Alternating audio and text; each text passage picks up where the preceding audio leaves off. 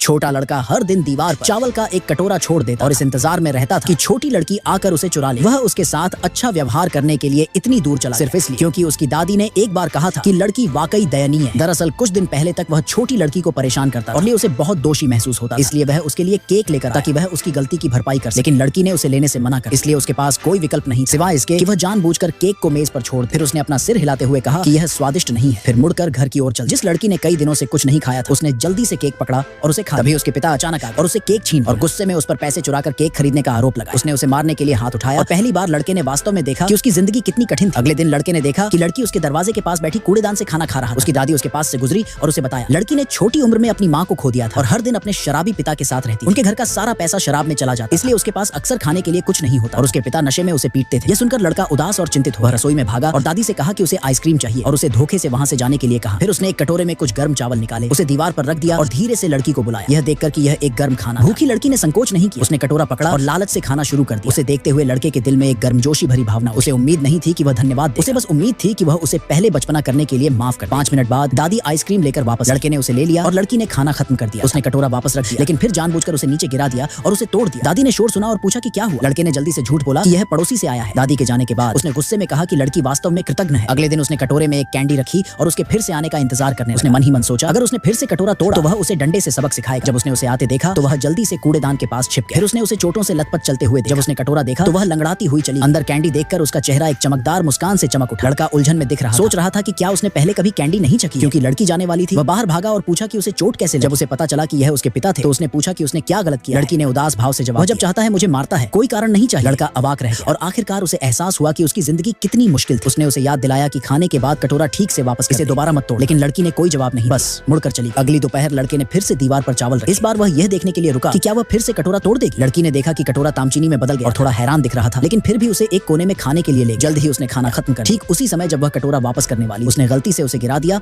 और फिर से तोड़ दिया। लड़के ने असहाय महसूस करते हुए लेकिन सोचा कि कम से कम यह जानबूझकर नहीं किया गया। उसे पता नहीं था, उसने बहुत जल्दी फैसला कर लिया। सोमवार की सुबह वह नाश्ते के लिए एक रोटी खरीदने वाला जब लड़की अचानक दौड़ कर आई और उसने उससे वह सामान छीन लिया तो विक्रेता ने उसे डांट कहा कि वह कभी कुछ नहीं कर पाए। लेकिन लड़का उसके लिए खड़ा हुआ। उसने कहा कि वह कोई शरारती बच्ची नहीं है और वह जीवन में निश्चित रूप से अच्छा करे। उसकी बातों से लड़की का उसके प्रति थोड़ा लगाव बढ़ गया क्योंकि 9 साल तक स्कूल जाना अनिवार्य था। जल्द ही लड़की भी स्कूल जाने लगी।